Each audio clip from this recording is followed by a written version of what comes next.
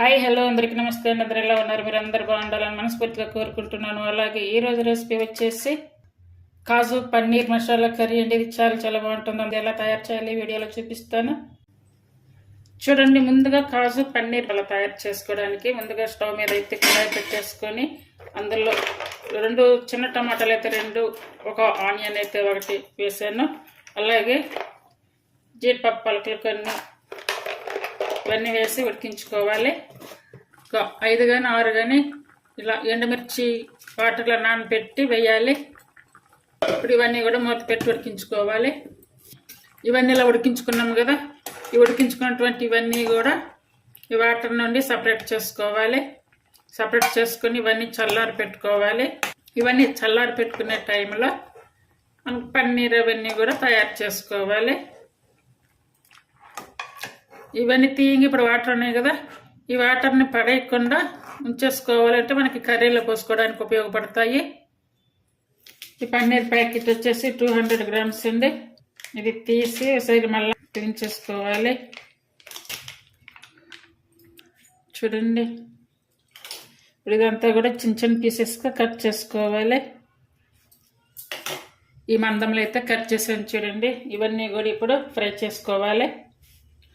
ఇప్పుడు స్టవ్ మీద కడాయి పెట్టేసుకోవాలి. పన్నీర్ వేయించుకోవడానికి కొంచెం వేసుకోవాలి ఆయిల్. ఇప్పుడు ఆయిల్ వేసుకున్నాం కదా, ఇప్పుడు ఈ కట్ చేసుకున్నటువంటి పీసెస్ అన్ని ఇందులో వేసుకోవాలి. వేసుకొని మాడకుండా లో ఫ్లేమ్ మీద పెట్టేసుకొని ఇవి వేయించుకోవాలి. చూడండి, అన్నీ కూడా ఇలా అయితే వేయించుకున్నాం కదా. ఇప్పుడు అవన్నీ ఇవి తీసి పక్కన ప్లేట్లో పెట్టేసుకోవాలి. ఇవన్నీ కూడా ఇందులో వేసుకొని పేస్ట్ చేసుకోవాలి.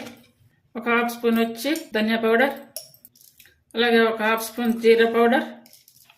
అంటే ఇప్పుడు ఇవన్నీ మిక్సీ పట్టుకుంటున్నాం కదా, ఇందులోనే ఈ పౌడర్లన్నీ వేసుకోవాలి. 1 స్పూన్ వచ్చేసి కర్రీ పౌడర్. కారం మిరపకాయలు వేసాం కదా, ఇంకా మనం తినే టేస్ట్ని బట్టి వేసుకోవాలి. కావాలనుకుంటే వేసుకోవచ్చు, లేదనుకుంటే స్కిప్ చేసుకోవచ్చు ఇంకా కారం. అలాగే టేస్ట్ సరిపడా సాల్ట్. ఇవన్నీ కూడా మిక్సీ పట్టుకోవాలి. కర్రీ చేసుకోవడానికి 2 టేబుల్ స్పూన్లు ఆయిల్ అయితే వేసుకోవాలి. ఇప్పుడు ఒక 1/2 స్పూన్ వరకు జీరా వేసుకోవాలి. ఇప్పుడు జీరా చిటపట్లాడే టైంలో 2 రెమ్మలు కరివేపాకు వేసుకోవాలి.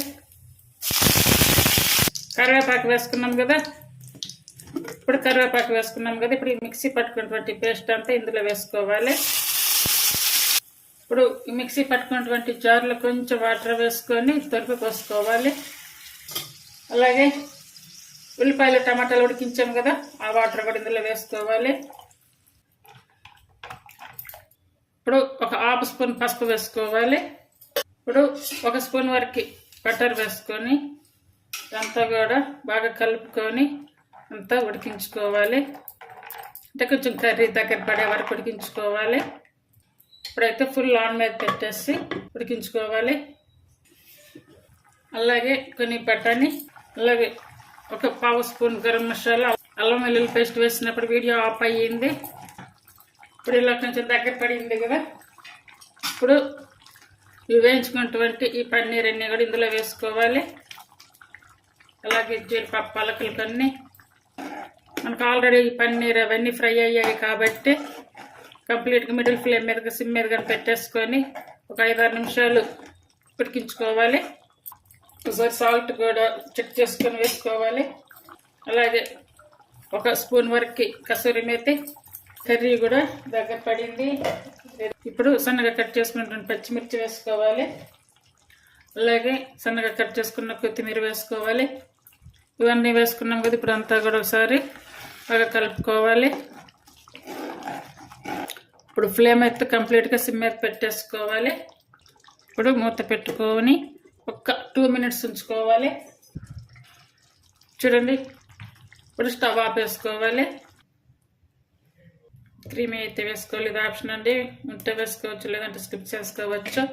పన్నీర్ కాజు రెడీ అయింది. ఇప్పుడు ఇందులోకి కాంబినేషన్గా నేను చపాతీ అయితే తయారు చేశాను.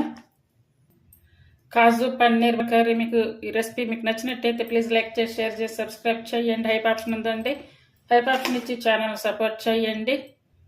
చాలా తక్కువ టైంలో చాలా ఈజీగా అయితే తయారు చేసుకోవచ్చు. ఇది చపాతీ, పుల్కా, రోటీ, పూరి అన్నిటికీ, అలాగే పలావ్ రైస్ అన్నిటికీ కూడా చాలా చాలా బాగుంటుంది కర్రీ. ఫాలో అవ్వండి, చేయడానికి ట్రై చేయండి. Thank you for watching.